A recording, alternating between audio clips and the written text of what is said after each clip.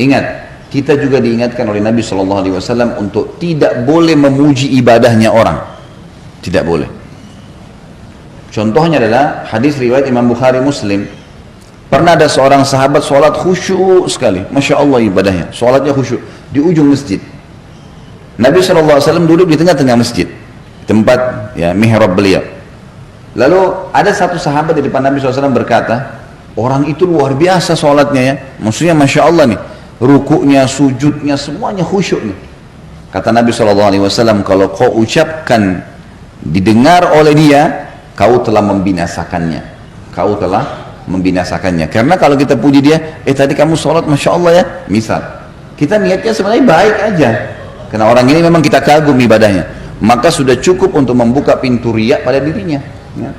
Tadi mungkin dia khusyuk, sekarang tiba-tiba syaitan bisikin, tuh kan kamu ketahuan, kamu hebat, kamu begini, dia iyakan, batal. Ingat kata ulama, riya itu ya bisa berlaku setiap saat, walaupun ibadah itu sudah berlaku beberapa tahun yang lalu. Misal gini, kita haji 10 tahun yang lalu, sudah berusaha menjaga nih supaya tidak ada yang tahu, ataupun orang tahu yang sudah pernah haji, alhamdulillah, sebatas itu saja misal. Ya. Mungkin waktu kita tawaf sempat menangis waktu berdoa kepada Allah. Mungkin pada saat di Arafah kita sempat menangis. Mungkin kita merasa kenikmatan waktu sujud di depan Ka'bah di Masjid Haram, rasanya nyaman gitu. Selama ini kita kontrol, nggak pernah ceritain ke orang. 10 tahun kemudian ada tetangga atau ada kerabat baru pulang haji. Lalu dia bilang, kemarin itu padat sekali, tapi enak loh haji itu. Misal. Kemudian dia bilang, saya saking enaknya ibadah itu rasanya sampai nggak tahan waktu tawaf, saya lagi tawaf nangis. Misal.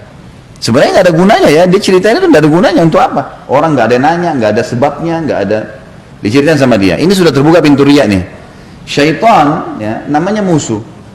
Dia akan berusaha menunggangi kesalahan orang kepada orang yang ada di sekitarnya. Maka dia berusaha agar kita yang sudah 10 tahun lalu haji, tuh, dia juga khusyuk. Kamu kan juga khusyuk, ceritain juga pengalamannya. Oh iya, saya juga rasain dulu tuh, 10 tahun yang lalu. Ini padahal sudah 10 tahun berlalu. Mungkin nggak riya. Sekarang bisa jadi riya tuh. Jadi riya itu bukan hanya pada saat ibadah sedang dikerjain. Jadi jangan Bapak Ibu anggap, tadi saya sudah sedekah, ikhlas kepada Allah. Berarti besok bisa saya ceritain. Nggak bisa. Diceritain besok, diceritain tahun depan, niatnya riya terhapus dari buku amal gitu. Jadi usahakan mulutnya dikontrol, jangan ngomong apapun ya. Tidak perlu orang tahu.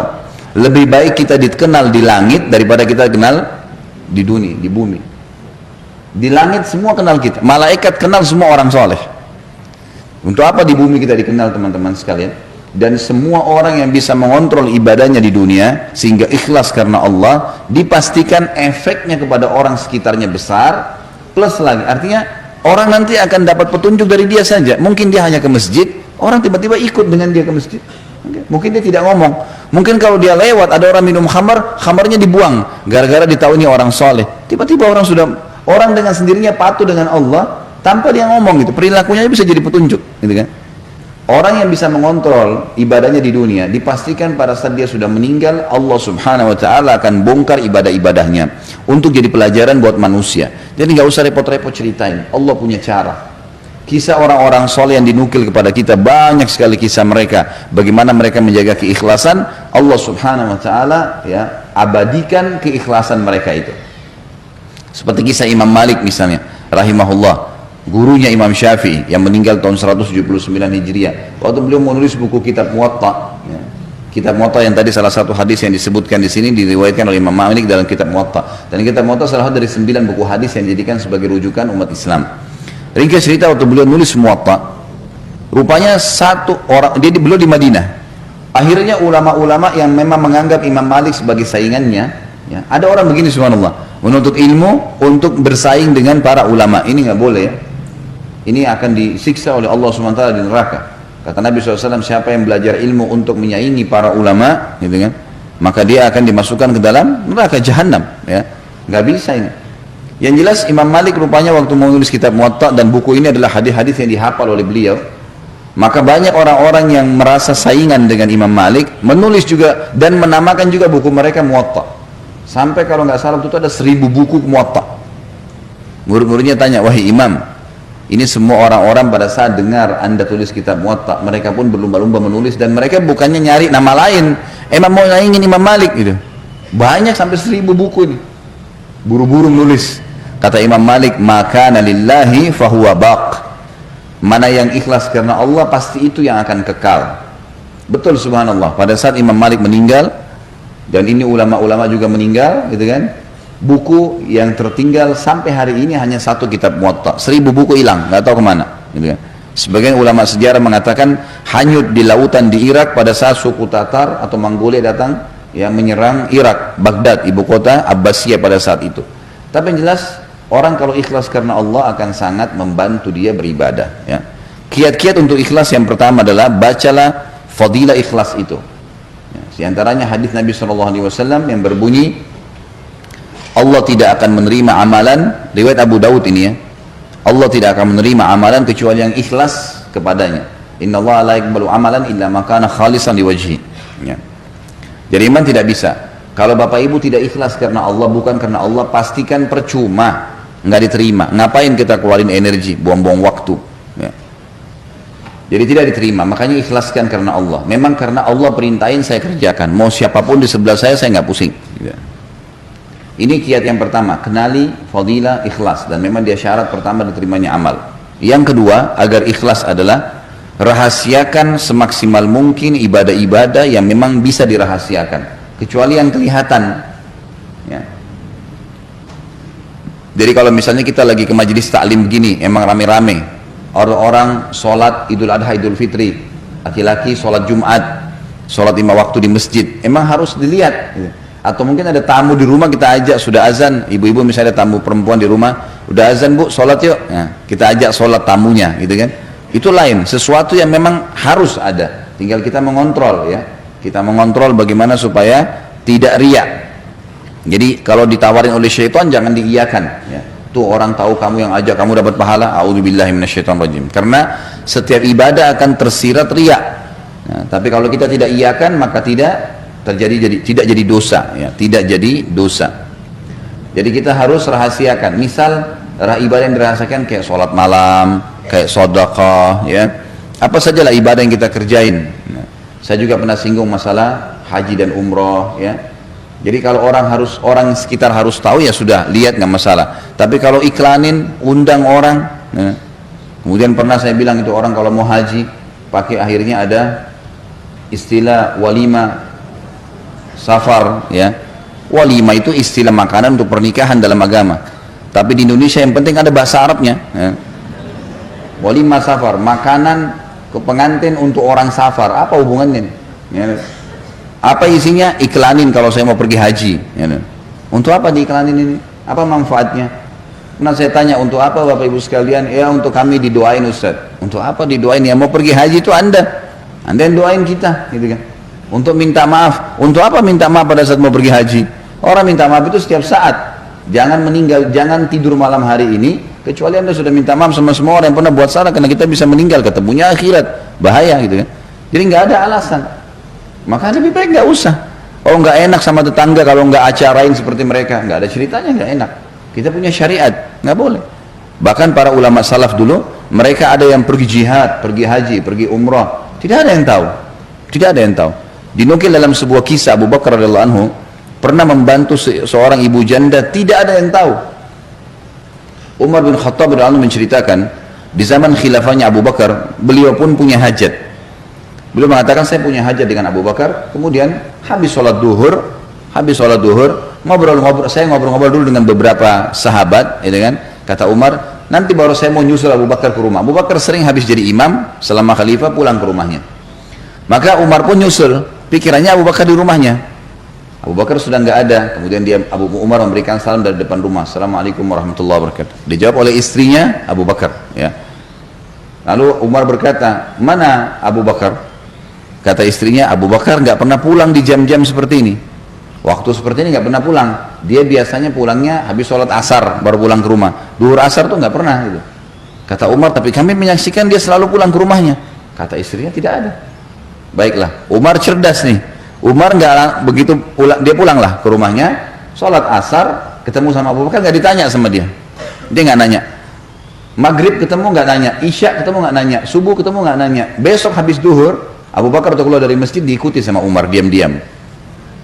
Ternyata Abu Bakar jalan sampai depan rumahnya, dia lihat kiri kanan nggak ada orang, terus lagi jalan lurus sampai ke ujung Madinah, jalan kaki sendirian. Sama Umar diikutin. Ternyata di ujung Madinah ada satu rumah gubuk tua sekali. Abu Bakar pamit salam, terus ada seorang ibu tua jawab, lalu kemudian Abu Bakar pamit masuk ke dalam, diizinkan, masuklah ke dalam rumah tersebut. Umar menunggu di sebelah tembok rumah. Lalu Abu Bakar mengerjakan apa yang dia ingin kerjakan pada saat itu, kata Umar. Lalu kemudian setelah Abu Bakar pergi, saya pastikan dia sudah jauh, lalu saya ketuk rumah itu. Lalu saya berikan salam, dijawab oleh seorang nenek. Ya.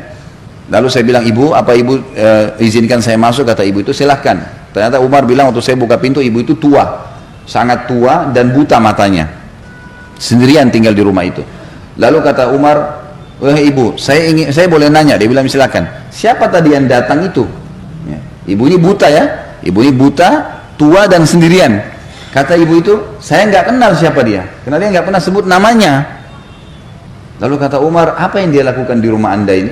Dia bilang, setiap hari anak itu dari zaman Nabi SAW masih hidup, kan Nabi sudah meninggal, ini zaman kerajaannya Abu Bakar. Dari zaman Nabi SAW masih hidup, orang ini setiap siang datang ke sini membersihin rumah saya, buatin makanan buat saya, cuciin baju saya, dan siapin pakaian yang saya pakai untuk besok, setiap hari. Tiba-tiba Umar menangis radhiyallahu anhu, dan Umar mengatakan, dengan inilah Abu Bakar mengalahkan kami. Bayangin, dari sudah puluhan tahun melakukan, tidak ada yang tahu. Umar pun tahu karena ngikutin, kalau enggak tahu. Ini membantu seorang yang sangat tua, raja pada saat itu, datang ke rumah ibu janda dan bersihin rumahnya, sapu-sapu dan seterusnya. Dan setelah Abu Bakar meninggal, Umar melakukan hal itu. Terus saja beliau mencari orang-orang janda-janda yang susah, dibiayai, dibantu gitu kan. Dan setiap kali selesai dia mengatakan, inilah pelajaran dari Abu Bakar, inilah pelajaran dari Abu Bakar gitu. Ini contoh-contoh, ini salah satu contoh saja bagaimana mereka bisa mengontrol dan menjaga itu. Jadi kiat yang kedua, harus merahasiakannya. Renungi sebuah hadis riwayat Imam Muslim yang berbunyi, kata Nabi SAW, innallaha yuhibbut taqiyul ghaniyul khafi. Allah sangat cinta dengan hambanya yang taqi. Taqi itu bertakwa, diperintahin apa dikerjakan, dilarang apa ditinggalkan. Ghani, orang yang kaya dan suka bersedekah, ya. Suka membantu orang-orang susah. Dan yang ketiga, khafi, suka merahasiakan ibadahnya. Allah cinta dengan orang seperti ini, nggak ada yang tahu. Ya. Sampai kata Nabi SAW, bisa saja orang-orang yang rambutnya berantakan, penuh dengan debu badannya, tapi kalau dia bersumpah atas nama Allah, Allah terima doanya.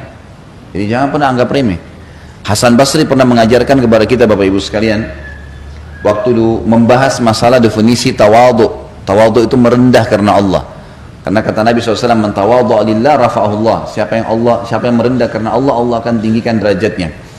Lalu para ulama waktu itu di Irak ngumpul, di kota Basra ngumpul. Biasanya para ulama ini mendiskusikan tentang hal-hal yang mungkin ada masalah sedang dihadapin, atau sebuah poin mungkin bagi orang awam tidak terlalu penting, tapi bagi para ulama penting. Waktu itu mereka sedang membahas apa definisi tawadhu. Apa sih tawadhu itu? Maka para ulama masing-masing berikan definisi. Hasan Basri diam, rahimahullah.